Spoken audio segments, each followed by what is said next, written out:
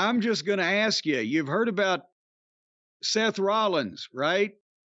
I have, yeah. Apparently he's going to address his future and etc. on Raw this week, but the diagnosis that I've seen reported is a torn MCL and torn meniscus. Is that what you saw? Have you seen any updates, or is this valid? That is what I've seen as well. I apologize for any noise. The wind is quite mighty right Oh now. God damn it! Now look, I'm just complaining. It is indeed God's fault, this wind. I cannot hear it thunder.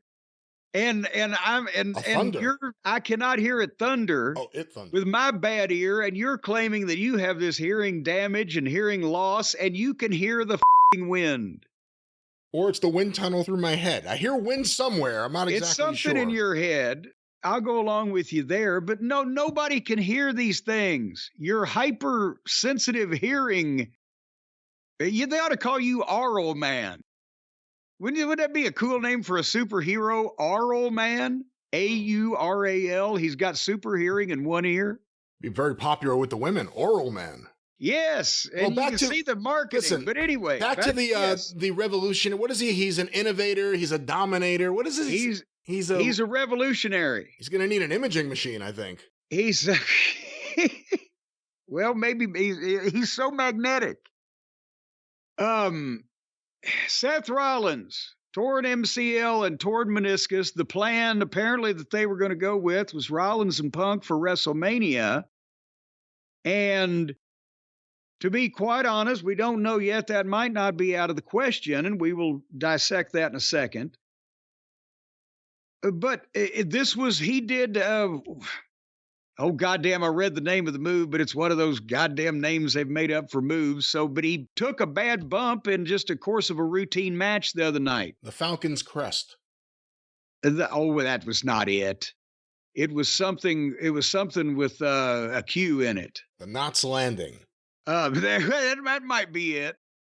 You know what? That would have been well, time has passed. That was a top 10 TV show for you young kids out there, but the time has passed. They could just name finishing maneuvers after 80s TV shows. I think it would work. Oh, he's going for the Belvedere. Right here he comes with the what's happening. But back to say this is a serious goddamn situation. Webster. Oh God. This is a serious goddamn situation. He was Sanford and Son into no, Seth is hurt. He's hurt. And he's going to address this on Monday Night Raw. And now as we sit here, it's January 21st. WrestleMania is the first week of April. Can't remember the exact day. So that's 10 weeks. He's got a torn MCL. It's never good to have it torn anything. But I think we talked about this with somebody else a few weeks ago, maybe Charlotte. If you're going to tear a ligament, the MCL is the one that you need the least. Now, Seth is the way he works and at his size and the athletic shit he does, he needs all the support in his knee that he can get.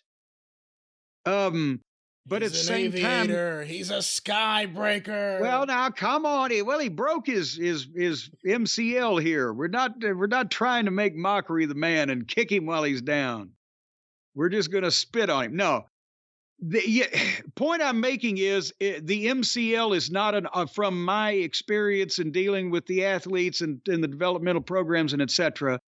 An MCL is not something that a doctor or surgeon is automatically, we got to get in there and fucking fix that, and it's going to be 9 months. It's not an ACL. The ACL is a bigger fucking deal.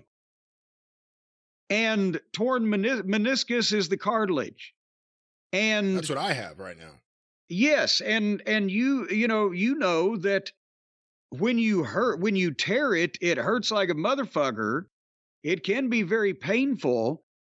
But you can have most cartilage tears, even if they're in a bad, not a bad, but an inopportune position or whatever. You can have that orthoscopic surgery, and you'd be talking 4 to 6 weeks for most athletes. Blah blah blah. Even if you didn't, just on rehab, I can tell you from my personal experience. I believe between now and WrestleMania, if someone just had the meniscus, just the cartilage tear, yeah, they could be ready for a WrestleMania match. Yeah. And again, I remember guys in the days when they had to, they could come back, get through a match, not saying it was a good idea. A couple weeks after being scoped, guys would do that. But then also you can do without, basically when they scope it, they're not repairing any meniscus. If you tear it, they're just taking out the shreds, which are irritating your nerves and causing the pain. They're cleaning it off. You can exist without cartilage. I've got less than half of the cartilage in my knees that I started out with. And that's what eventually, when you hear of guys having knee transplants or knee replacements, knee replacements, if you lose all your cartilage and it's bone on bone, then that starts wearing, and the cartilage is the padding, is the bubble wrap or whatever that cushions that. But nevertheless, all is not lost with him. It's not a Charlotte situation, and he could very well make WrestleMania if they take care of him and in the condition he's already in otherwise. He's an athlete and he trains and he knows what the fuck he's doing. So that cause is not lost, but it's, again, now they lost Charlotte, and that was a freak thing in a match, and they lost Seth, and that was just a freak thing, spot in a match that wasn't really anybody's, as far as I can recall, anybody's negligence. But boy, it's not at a good time. But how many people at the top are hurt? I don't know your thoughts on all these people getting hurt. You don't look at Rollins and say that guy works a dangerous style, but he works a very physical style. And he's constantly, up and down. I know it sounds silly, but, Randy Savage destroyed his knees. And a lot of these guys, I'm not saying everyone's doing a Randy Savage hit from the top rope to the floor or anything, or just the elbow drop to the middle of the ring. But these guys are regularly doing lots of things that were like the big moment in old matches. Yeah. That guys who work those matches are feeling to this day. They're doing nothing but stuff like that. On top of, well, you could say they train better because physically they look better without all the steroids. That guys back then, you didn't need all of them. Now I'm saying that not on stuff now. Well, hold on. It is both. They look better because some of the guys were on a lot of the steroids and some of the guys weren't on even training. So there was a wide disparity. Now everybody pretty much looks like an athlete. So if you do like CrossFit or you roll around on the mat and do some MMA or some BJJ, I should say more specifically, and you're working a style that's very physical, anyone out there, the wear and tear is going to get you. It's amazing Rollins hasn't had more time off. Just because of, again, the way he works, the way he's been working since, Ring of Honor when I first saw him. Yeah. I think it's, unfortunately, the nature thing. Charlotte got hurt. How many times have you seen Charlotte do the Adam Page moonsault to the floor? Or one of these things that it looks great, she hits it. Just imagine what her ankles and knees and everything is feeling when she hits that thing. There's a reason why Muda can't walk. Yeah. I'm not saying he can't walk, but his knees are done. There's a reason he had to stop doing the moonsault. He had to come up with a different finisher. He physically couldn't do it. And it was the most impressive moonsault ever. I think we have a generation of guys and girls who are going to get more surgeries than ever before, who are going to be injured more than ever before. And a lot of that is the style. You are correct, sir. Well, thank you. I'm sorry. Well, I'm sorry. I was actually engrossed in what you were saying. That's again, the thing is that there's already enough risk in this, is what I'm saying. There's already enough risk in this, in going about doing what you need to do as a top star, whether a top guy or top girl, to stand out like the Charlottes and the Seths or whatever, without out of the ridiculous risks that are taken for, I don't know what reward, 5 stars from Uncle Dave, and somebody's going to praise you on Cage Match, that some of the other independent promotions or AEW itself, go through, because yes, there's freak stuff. I mean, Adam Cole jumping off the ramp and breaking his ankle. was a freak injury in a vacuum. And he may be But brittle. Well, but I was about to say fair. a freak injury in a vacuum that can happen. It just dumb, stupid luck. But it may be more indicative of a bigger issue that that Adam injury things going on. Like, look at and Jake Roberts.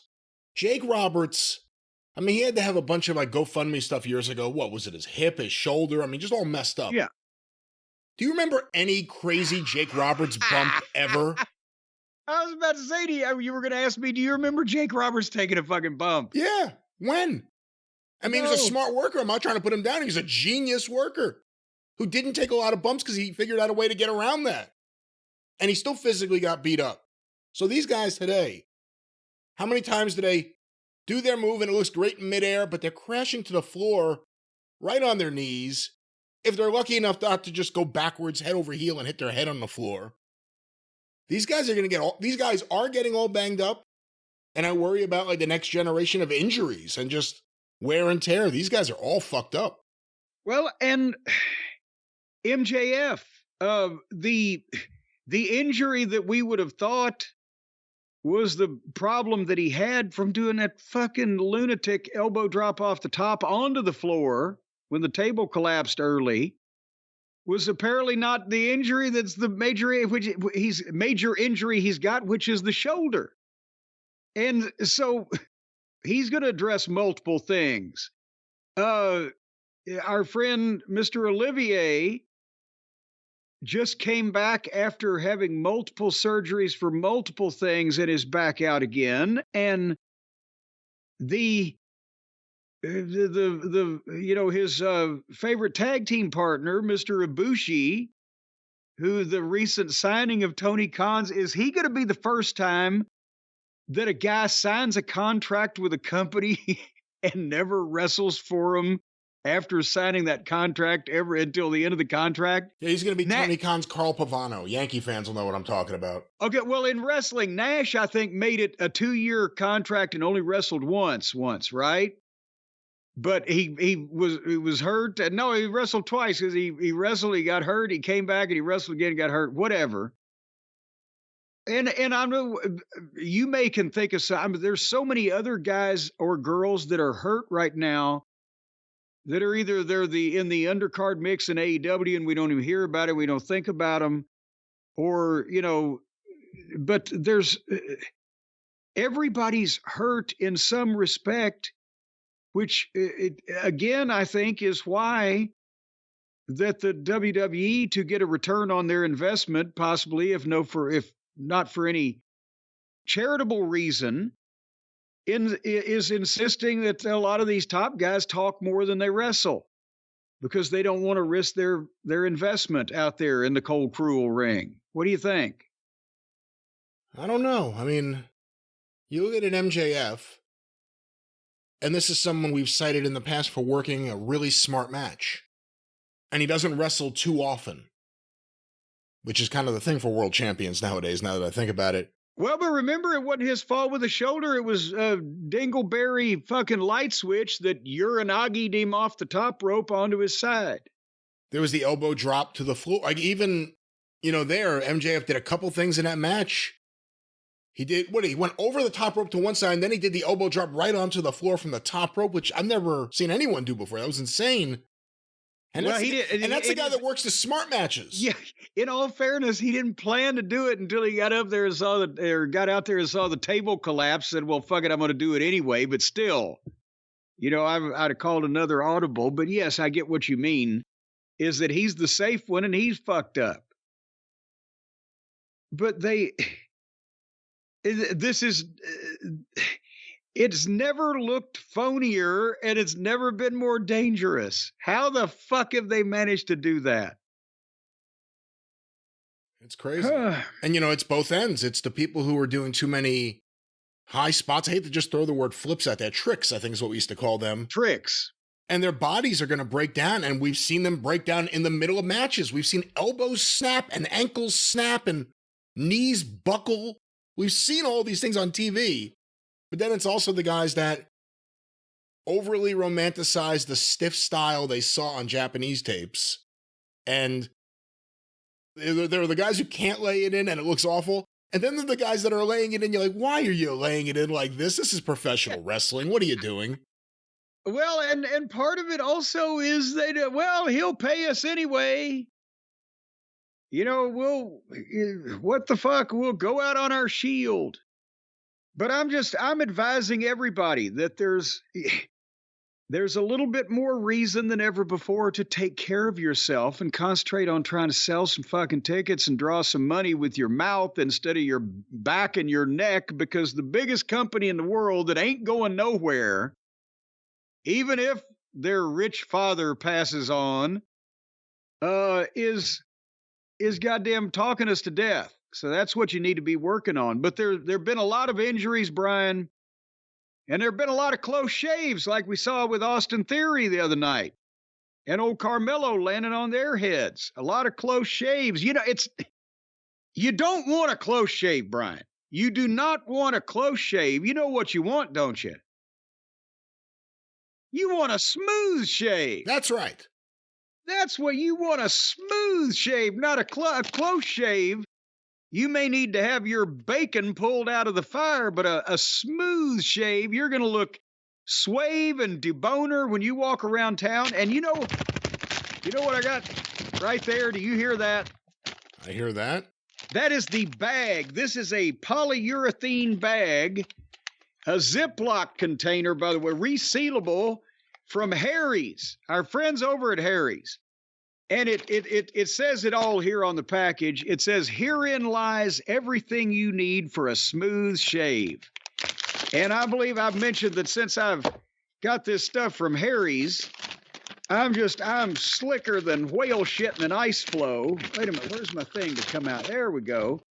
Not only do you get, this is just on the side here, you get the Harry's foaming shave gel that lathers richly to soothe and cushion your face against the onslaught of the tremendous shaver. But it's not an onslaught, it's more of an insinuation, as this incredible razor, what are you saying, with the ergonomically designed handle, insinuates itself onto your face. And when you drag it down in an orderly and smooth fashion over the top of that Harry's foaming shave gel, well, friends and neighbors, I'll tell you what, you leave behind a strip of ground that is free of any hairs or whiskers, or even blemishes. You can shave a goddamn mole off with one of these things. It's just, I'm telling you. Let's focus on what these razors are for, which is, of course, shaving facial hair off of your faces, not any sort of protrusions or anything. But any protrusions or contusions, whatever. You won't have any contusions or any lacerations or perspications, because there is a strip of lubricating gel strip on top of the cartridge on the head of this razor. And then you've got 5 blades. Count them. 5. I just counted them. And they're sharper than a serpent's tooth, each one of them. And when you drag that right across your face, see, now don't do it without the shave gel, because then elsewise you'll take a significant portion of your epidermis right along with it. But with the combination, in cohort with the shave gel, you use this razor. Did I mention the incredible orange designed gripping handle, where you could also potentially, I would think, use this as possibly a nose picker, the other end of it, if you had a big nostril. But nevertheless, it goes right in your hand. You draw it right down over your cheek, and it's smooth as silk, what's left behind. Smooth as a baby's bottom. Smooth as a con man's tongue. And that's what you can get from Harry's, because they're all about providing you with everything you need for a smooth shave. And they even give you a little card here that explains everything and tells you how you can order more of their products. But basically, what a deal they've got going on.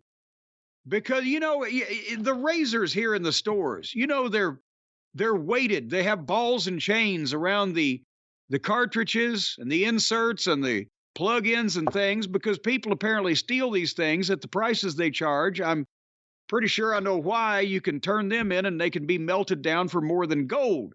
But Harry's is not going to make you go through and pass a background check at your local Kroger store and have them bring a crowbar out and pry off the fucking anti-theft device that's like trying to drag a corpse out of a mausoleum and get away with it. No, they're going to send this to you in the mail. Yeah? Yeah? Yeah? What are you asking me? I'm trying to stop you. I don't know where you're going, but go ahead. Well, I'm trying to illustrate how miserable it is to go out and get something that they're going to send you in the mail for cheap. That's basically the point that I'm trying to make. You can get their plan set up for you over at harrys.com, and that's harrys.com/JCE. You gotta use the /JCE to get this deal, because this trial set here that I was just describing to you with the razor and the cartridge and the shell foam, the foam shave gel, all that's a $13 set. You're going to get it for $3 at harrys.com/JCE. $3 for the trial set, so you can figure this out on your own. You can perpetrate things with this exact product that I'm talking about and see if you like it as much as we think you will, and then you can sign up for the daggum refill options that they'll schedule you the refills for as low as $2. That's even cheaper. I mean, that's like, well, there's 5 blades too. That's 40 cents a blade. Abdullah the Butcher could afford this kind of thing. It wouldn't even make a dent in his income. So anyway, you get the trial kit for $3. You check it out. Then you sign up for the deal. And they will schedule your refills as low as $2. And you get a travel cover on this, by the way. I forgot to mention the travel cover, the nice plastic. It's over here. Here it is. It's a nice plastic deal that folds right over the... Hear that? See, I just snapped it into place. Could you hear that snap? Yeah. Well, you can't get this just any old fucking dollar store. Oh, shut up. I'll snap you into place. You can't get that anywhere else besides Harry's. So anyway, right now, that's what you're going to do if you want to make yourself attractive to people for whatever various reason. If you want to fight them, fuck them, or run them a foot race, whatever it may be, don't scare little children when you go out in public. Groom yourself with Harry's. That's right, Harry's. One more time, what's that promo code, Jim? harrys.com/JCE. Blaze your own trail with Harry's. Don't settle for the status quo.